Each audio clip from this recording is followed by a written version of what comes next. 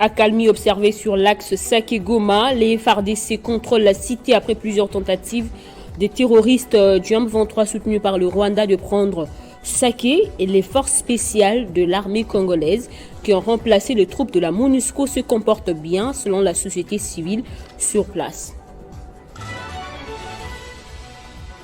34 personnes ont été tuées par le milicien Codeco en Ituri en l'espace seulement de 3 jours. Les auditeurs de la 9e session ordinaire du Collège de hautes études de stratégie et de défense ont bénéficié ce mardi de l'expertise de Jean-Marie Kessamba sur la communication des crises. Après le lourd bilan humain et les importants dégâts matériels causés par les intempéries de ces derniers jours à Kinshasa, la Metelsat alerte encore sur de fortes pluies pendant ce mois d'avril, d'où la nécessité de mesures correctives de la part des autorités. C'est l'heure du journal sur Télé 50. Madame, Messieurs, merci de nous rejoindre. Ouvrons ce journal avec l'accalmie observée sur l'axe Sake-Goma. Les FARDC contrôlent la cité après plusieurs tentatives des terroristes du M23 soutenus par le Rwanda de reprendre Sake. Les forces spéciales de l'armée congolaise qui ont remplacé les troupes de la MONUSCO se comportent bien selon la société civile sur place. Plus de détails avec notre correspondant dans la province du Nord Kivu, Pacheco Kavundama. Une accalmie s'observe ce mardi 9 avril 2024 sur différentes lignes de front dans les territoires de Massissi. La cité de Sake, située à 27 km de la ville de Goma, reste occupée par les forces armées de la RDC, appuyées par les jeunes patriotes de Wazalendo. Selon nos sources sur place à Sake, des tirs sporadiques sont attendus dans cette zone où les FARDC se comportent bien en stoppant toute avancée de ces terroristes du M23 ainsi que leurs alliés les RDF.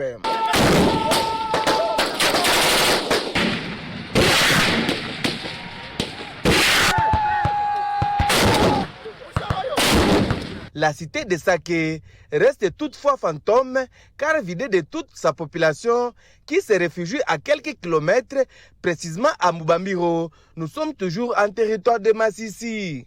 Toutefois, le week-end dernier a été agité dans certaines zones, notamment les environs de Biamwe. Nous sommes toujours à Massissi, où des combats ont opposé dimanche les rebelles du M23 aux groupes armés locaux. La cité de Sake a également connu toute la matinée de samedi d'intenses combats où des bombardements de la part des rebelles du M23 signalent plusieurs sources.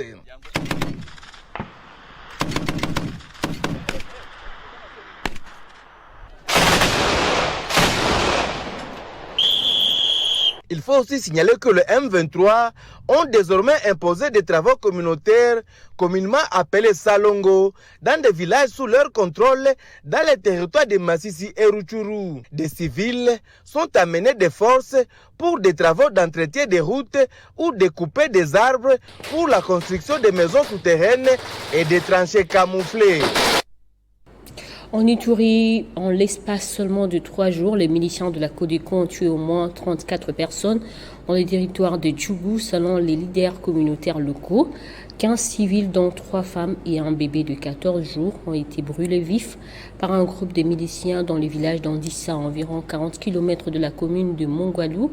D'après ces leaders communautaires locaux, ces personnes avaient été prises en otage par des miliciens le samedi 6 avril dernier pour transporter de biens pillés. Pendant ce temps, les FARDC recrutent dans cette province. Il s'agit cette fois du recrutement de jeunes filles âgées de 18 à 25 ans. C'est le général Augustine Chechi qui est à la tête de la délégation de sensibilisation constituée d'experts nationaux et internationaux. Arrivé le week-end dernier à Bougnan, dans le cadre de la campagne de sensibilisation de jeunes filles de 18 à 25 ans, le général-major Cheshima Justine s'est rendu auprès de l'autorité provinciale, les gouverneurs militaires et le lieutenant Luboya Kachema Johnny, en vue de lui présenter les membres de sa délégation, constitués des experts jeunes des FARDC, des experts nationaux et de la MONUSCO RCS. Immédiatement, elle s'est entretenue avec les personnels militaires féminins basés à Bunia et les a exhortés à la discipline, la formation et au travail bien fait qui doivent les caractériser si elles veulent briguer des postes de commandement de l'armée. Pour ce faire, elle a rendu un vibrant hommage au chef de l'État et commandant suprême des forces armées de la République démocratique du Congo qui vient de briser les mythes en élevant pour la première fois dans l'histoire politique de la République démocratique du Congo une femme à la tête du gouvernement. Au cours de son rencontre avec les élèves du 17e Tchem, le général-major Cheshima Justine les a encouragés à opter pour l'armée en vue de servir la patrie autrement. Elle leur a révélé que dans l'armée, il existe des militaires médecins, juristes, ingénieurs, journalistes et autres. Pour aspirer à avoir des postes de commandement, il faut avoir un niveau d'études et accéder à l'académie militaire. Faïda Mwangiloa, consultante en genre et ministre honoraire du genre, famille et enfants, a pour sa part exhorté les jeunes filles à privilégier d'abord les études si elles veulent devenir demain des cadres de ce pays et briguer des hautes fonctions comme les hommes dans la commune de Mbounia. Devant les femmes leaders des associations féminines, le général Chechi a une fois de plus martelé sur le besoin d'accroître le nombre de femmes dans l'armée. Car, dit-elle, nous sommes en train de partir, la relève doit être assurée, d'où il y a nécessité que nos filles, surtout diplômées, intègrent l'armée. Comprendre les différents types de médias et leur utilisation opérationnelle, c'est autour de cette thématique que l'expert en communication Jean-Marie Kassamba a édifié lors d'une conférence organisée ce mardi. Les auditeurs de la 9e session ordinaire du Collège de hautes études de stratégie et de défense abordant la communication des crises, l'enseignant Jean-Marie Kassamba a martelé notamment sur la connaissance des éléments de langage et la mise en place de la cellule d'éveil, car, dit-il, mieux gérer la communication des crises, c'est avoir le contrôle du processus. En web, on a invité donc Monsieur Jean-Marie, mais vous le connaissez tous, hein, je vais lui dire 3 mots, mais vous connaissez tous Monsieur. La matière dispensée par Jean-Marie Kassamba, enseignant et expert en communication, à l'attention des 35 auditeurs de la 9e session ordinaire du Collège des hautes études de stratégie et de défense, a porté sur plusieurs points, notamment les différents types de médias, relations presse, médias et communication de crise, techniques d'interview et séances média training. C'était en présence du directeur des affaires académiques du CHESD. Très convaincant et avec une approche pédagogique didactique, Jean-Marie Kassamba a insisté entre autres sur la bonne gestion de la communication des crises qui doit tenir compte des éléments de langage pour mieux atteindre l'objectif, car lorsqu'on gère mal la communication en temps de crise, les conséquences sont incalculables, a-t-il déclaré. J'ai beaucoup insisté auprès de ces officiers supérieurs, les généraux, sur l'utilisation des médias, sur la pertinence des médias, sur l'efficacité des choix médiatiques, de tel ou tel support médiatique, de la mise en place des cellules de veille, de la gestion, la très bonne gestion de la communication des crises, parce que notre pays a besoin d'avoir des centres de réflexion qui permettent la bonne démarche cartésienne. La nation se gère à partir de l'intelligence. Du moment où on a identifié la crise, on peut maintenant y appliquer une thérapie. C'est une thérapie à la fois de réparation de la crise, mais aussi de la prospective pour empêcher les futures crises. Très attentifs, ces auditeurs saluent la qualité de la matière acquise. L'intervenant, à savoir M. Jean-Marie Kassamba, il a été plus que professionnel. C'est-à-dire des informations que nous avons eues ce matin vont nous permettre, nous militaires, de ne plus être réticents. Alors nous avons retenu beaucoup de choses, comme l'a dit la générale, l'ensemble des techniques d'interview, l'ensemble d'appréhension que nous devons avoir envers les médias, et cela contribue énormément sur la suite de notre carrière. Tout est bien qui finit bien, c'est par une photo de famille et dans la bonne humeur que c'est clôturé la séance. Des enquêtes se poursuivent pour retrouver d'autres survivants du naufrage d'un bateau sur le lac Tanganyika. 16 rescapés, 3 morts et 8 personnes ont été portées disparues.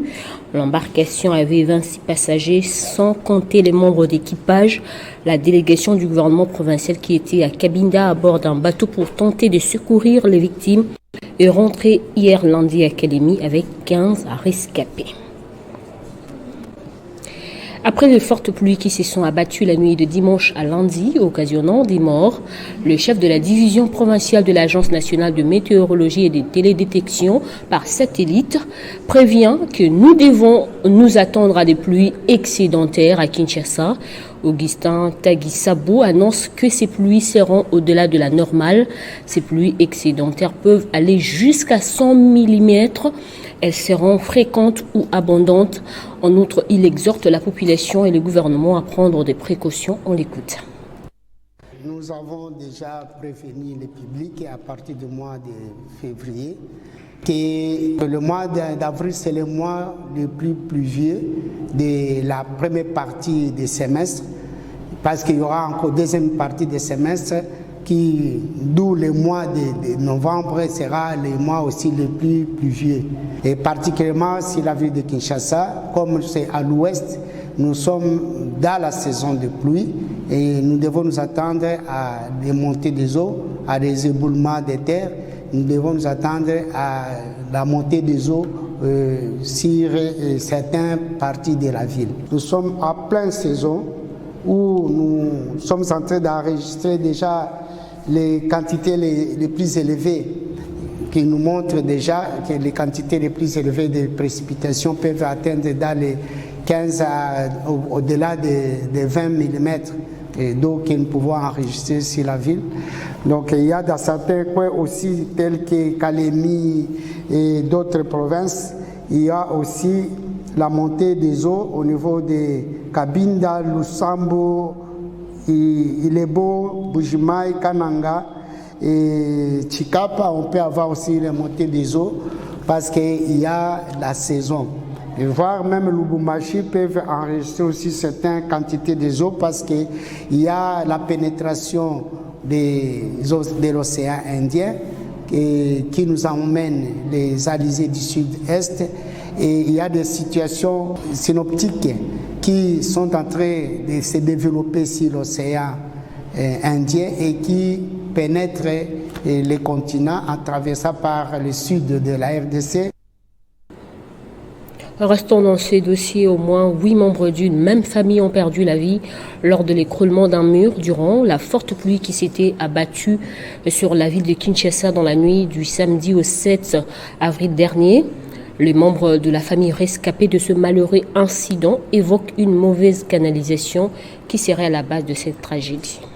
Dans la quiétude de la nuit, une pluie torrentielle s'est abattue sur la ville de Kinshasa, apportant avec elle chaos et désolation. Alors que les rues se sont transformées en rivières tumultueuses, une famille de la capitale a été prise au piège de cette fureur de l'eau.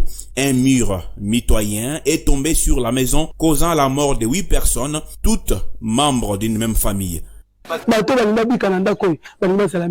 Dans cette maison, il y a 2 personnes qui sont restées en vie. C'est papa et le grand frère qui étaient allés à une fête de mariage. Quand le mur est tombé, j'ai jeté le regard là où les cadets dormaient. Il n'y avait pas moyen d'entrer. Je suis rentré pour voir là où la grande sœur dormait avec ses enfants, comme elle avait fermé la porte, et je cherchais comment casser la porte car le grand frère n'était pas là et papa était déjà dehors en train de pleurer. La femme du grand frère, ma petite sœur et mon petit frère étaient déjà dehors. Moi-même, je ne voyais quoi faire. J'étais seul à 2 heures du matin. L'eau que vous voyez ici était partout dans la maison. Il n'y avait pas où mettre les pieds. J'ai commencé à lutter. J'ai couru pour secourir mes frères qui étaient en train de mourir. La famille est inconsolable. Jérémie, un autre miraculé de cette nuit sombre, ne cache pas sa tristesse.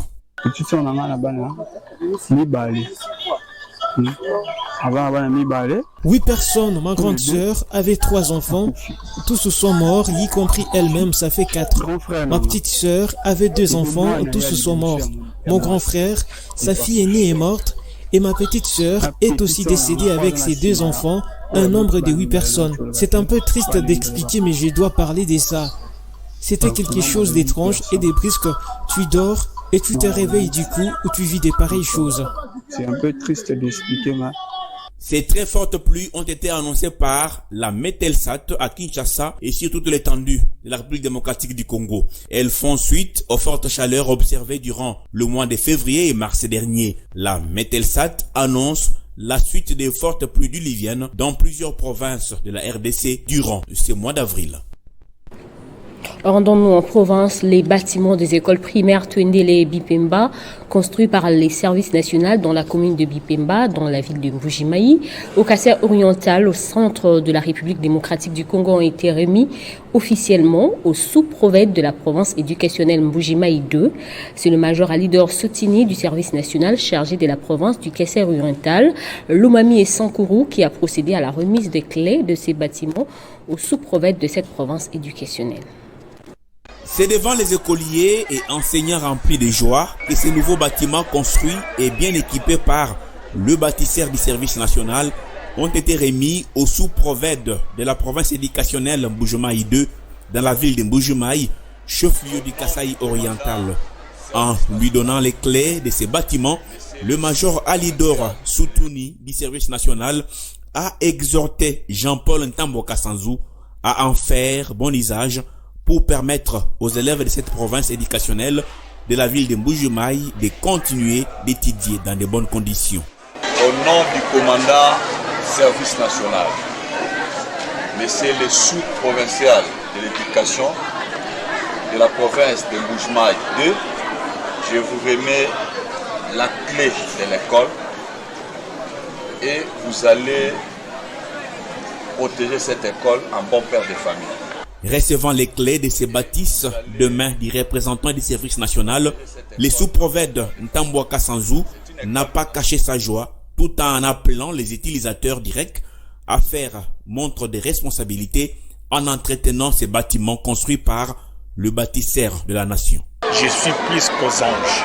Je demande par la même occasion aux directeurs, aux enseignants et aux élèves qui sont premiers bénéficiaires de cette œuvre du chef de l'État de les garder en beau père de famille, de les entretenir chaque fois, de maintenir la propreté pour que ça soit sauvegardé et ils feront honneur au chef de l'État. Ces bâtiments modernes construits par le service national sont des 12 salles de classe, un bureau de 4 pièces, une salle de réunion et 18 box latrines. Les élèves ont maintenant un cadre qui remplit les conditions pour bien étudier. Reste aux responsables de ces écoles de faire preuve de bonne gestion de ces infrastructures pour permettre aux générations futures d'en bénéficier. Et à l'Équateur, on va parler de la suspension de toutes les plénières de l'Assemblée provinciale par le vice-premier ministre, ministre de l'Intérieur, Peter Kazadi. Les élus de cet organe délibérant de province ont, au cours d'un point de presse, élucidé la situation en soulignant qu'il s'agit d'un trouble créé par des membres de la dynamique Bobo ou rien. Regardez.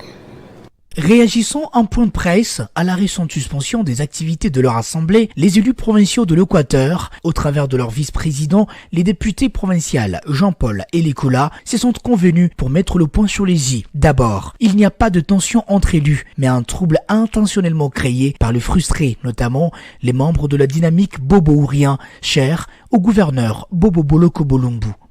À l'Assemblée provinciale de l'Équateur, il sévit depuis un moment des agitations et des tensions inutilement créées par les adversaires qui ne veulent pas voir la province décoller. Aussitôt installé en tant que membre du bureau d'âge, Mobulu na kati na biso pamba te mokonzi wa parquet nene oto bengaka parquet à cour de cassation atindaki mokanda demande ya levée d'immunité à gouverneur et pas ya président ya assemblée pamba te gouverneur atanga maka na seni na makambo ya kanyaka makambo ya bosoto makambo ya soni yango azako banga soki biso tofandi tosali mosala tokolongola immunité avant ba élection njokande biso toza kuna te vote yango déjà na 20 jours awa tokozwa. Ces élus appellent la haute hiérarchie à se saisir de ces dossiers à bras-le-corps, car, ajoute-t-il, non seulement ils sont en insécurité dans la province, mais ce climat malveillant est installé pour perturber les bons fonctionnements de l'appareil public au sein de la province. En bref et en images, le mouvement islamiste palestinien Hamas a annoncé ce mardi étudier un projet de trêve de plusieurs semaines dans les combats à Gaza. La position du Hamas a été dévoilée après que le pays médiateur dont le Qatar, l'Égypte et les États-Unis ont mis sur la table une proposition en 3 étapes dont la première prévoit une trêve de 6 semaines. Hier lundi, par contre, le Premier ministre israélien Benjamin Netanyahou a déclaré qu'une date avait été fixée pour une offensive sur la ville de Rafah, qui, selon Israël, est l'un des derniers bastions du Hamas dans la bande de Gaza. Ce journal est terminé, on prend le rappel des titres. Accalmie observée sur l'axe Sake-Goma, les FARDC contrôlent la cité après plusieurs tentatives de terroristes M23 soutenus par le Rwanda de prendre Sake.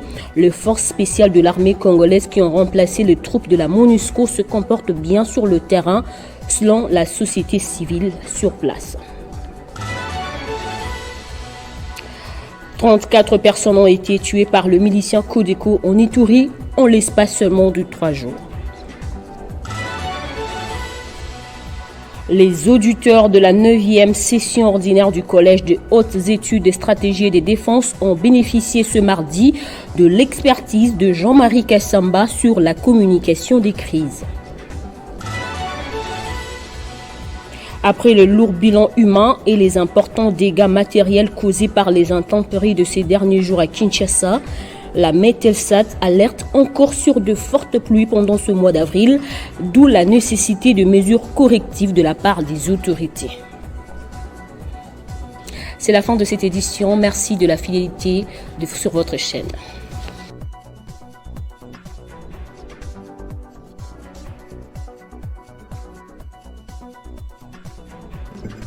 Retrouvez toute l'actualité en continu sur www.tele50.cd.